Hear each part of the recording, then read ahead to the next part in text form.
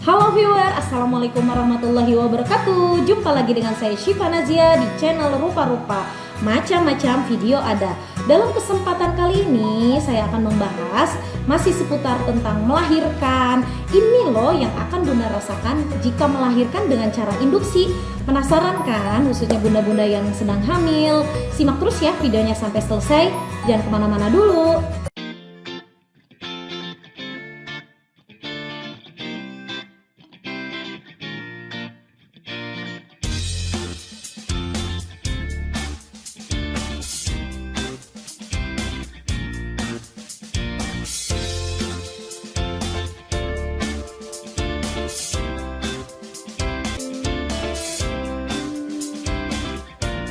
Oke viewer, seperti biasa-biasanya ya, sebelum lanjut ke pembahasan intinya, jangan lupa buat bunda yang belum subscribe channel Rupa-Rupa, silahkan di subscribe terlebih dahulu dan klik yang pertanda lonceng, biar bunda-bunda nggak ketinggalan update terbaru dari Rupa-Rupa.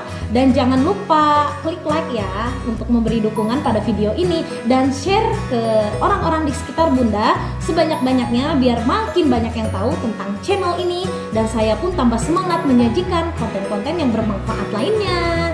Check it out. A few moments later. Beberapa bunda mungkin akan menjalani pengalaman melahirkan melalui induksi. Tapi pada umumnya dokter akan menyarankan induksi bila kehamilan bunda sudah memasuki HPL atau hari perkiraan lahir. Selain itu, ada beberapa kondisi medis tentunya yang mengharuskan bunda melahirkan secara induksi. Di antaranya kondisi medis tersebut antara lain ketuban bunda yang sudah kering duluan, ketuban yang sudah pecah duluan namun bunda belum merasakan kontraksi sama sekali. Apalagi ya, oh ya, pertumbuhan janin yang terhambat hingga preeklamsia. Induksi persalinan bisa dilakukan dengan beberapa cara sebenarnya bunda. Biasanya dokter atau bidan akan memilihkan cara yang terbaik pastinya untuk bunda setelah memeriksa leher rahim bunda. Berapa lama kontraksi terjadi setelah induksi itu tergantung dari kondisi tubuh bunda sendiri. Bunda penasaran kan? Makanya simak terus ya video ini sampai selesai untuk tahu detailnya. Nah, sebelum bunda menjalani induksi, sebaiknya bunda harus memahami dulu prosedur cara-cara induksi persalinan agar bunda memperoleh gambaran mengenai pengalaman melahirkan secara induksi. Yuk simak macam-macam induksi beserta penjelasannya berikut ini.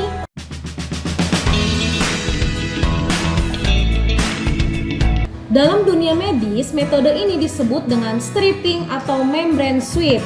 Setelah memakai sarung tangan steril, dokter atau bidan akan memeriksa leher rahim bunda. Apakah sudah terbuka? Bila sudah terbuka, maka dokter atau bidan akan menyapukan jari di sekitar leher rahim bunda untuk memisahkan lapisan kantong ketuban dengan leher rahim. Tindakan ini bertujuan tentunya untuk melepaskan hormon prostaglandin untuk merangsang kontraksi. Dan kontraksi ini juga bertujuan agar mematangkan dan melunakkan leher rahim sehingga bayi mudah bergerak ke jalan lahir. Dan prosedur membrane sweep ini akan memakan waktu selama 10 menit dan dokter atau bidan akan menunggu kontraksi muncul dalam jangka waktu 2 hari. Namun selama 2 hari tidak kunjung muncul kontraksinya, maka bunda akan direkomendasikan ke arah induksi dengan cara yang lain untuk mempercepat persalinan. Yang akan bunda alami dalam induksi ini, bunda akan merasakan hal tidak nyaman ketika dokter atau bidan menyapukan jari di sekitar leher rahim bunda. Namun bunda tidak akan merasakan sakit yang tak tertahankan dalam induksi ini.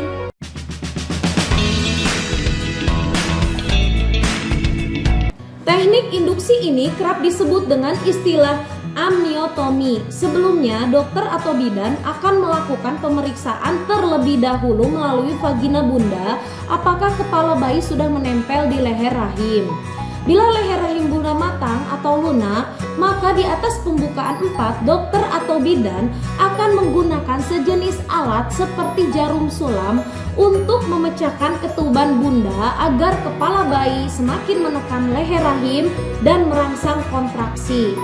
Dan dalam teknik induksi ini yang akan bunda alami adalah rasa tidak nyaman namun tidak menyakitkan. Tapi induksi ini sedikit meningkatkan resiko infeksi, pendarahan, dan tali pusat masuk ke vagina.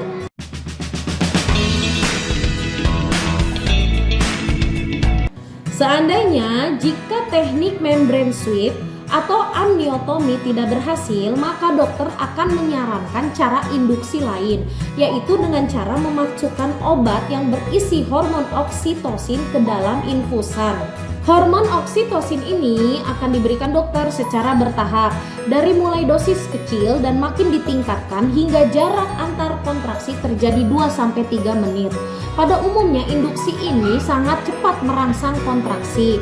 Namun bila antara 8 hingga 12 jam tidak terjadi kontraksi, dokter akan menghentikan induksi ini agar bunda bisa beristirahat. Dan apabila induksi ini tidak berhasil, dokter akan menyarankan untuk melanjutkan induksi atau menyarankan persalinan melalui operasi sesar. Dan yang akan bunda alami jika melakukan induksi jenis ini adalah merasakan kontraksi yang lebih kuat alias lebih strong, sering dan nyeri dibandingkan persalinan normal.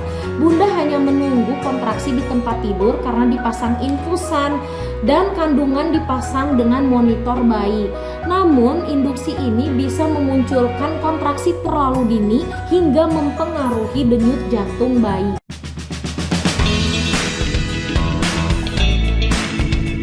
Cara induksi persalinan lainnya adalah dengan memasukkan hormon prostaglandin ke dalam vagina. Hormon ini berbentuk gel dan akan diberikan setiap 6 hingga 8 jam sekali.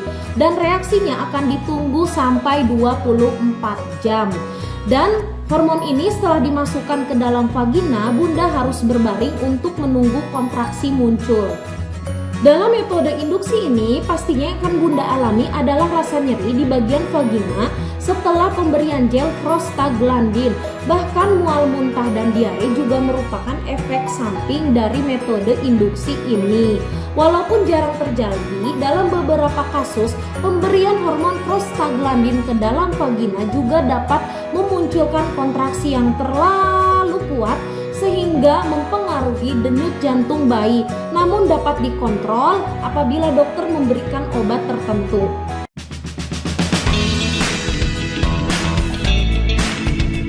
Induksi persalinan juga bisa dilakukan dengan memasukkan kateter Foley yang bentuknya menyerupai balon ke dalam leher rahim. Kateter balon yang mengembang di dalam leher rahim bisa melunakkan leher rahim dan meningkatkan respon jaringan leher rahim terhadap hormon oksitosin dan prostaglandin yang dapat membantu persalinan. Dalam penggunaan metode induksi ini, yang akan bunda alami tentunya adalah rasa tidak nyaman saat penempatan kateter balon di dalam leher rahim bunda. Namun metode induksi ini rendah resikonya dan tidak meningkatkan resiko infeksi. Nah, itulah tadi penjelasan tentang berbagai metode induksi persalinan dari saya. Semoga bermanfaat ya dan dapat memberi gambaran pengalaman tentang persalinan secara induksi. Buat bunda bisa konsultasi ke dokter atau bidan agar menjadi tenang sebelum melakukan induksi. Terima kasih ya, jangan lupa subscribe channel Rupa-Rupa dan klik yang petanda lonceng biar gak ketinggalan update terbaru dari Rupa-Rupa. Dan share ke yang lain juga ya, biar tambah banyak yang tahu tentang channel ini.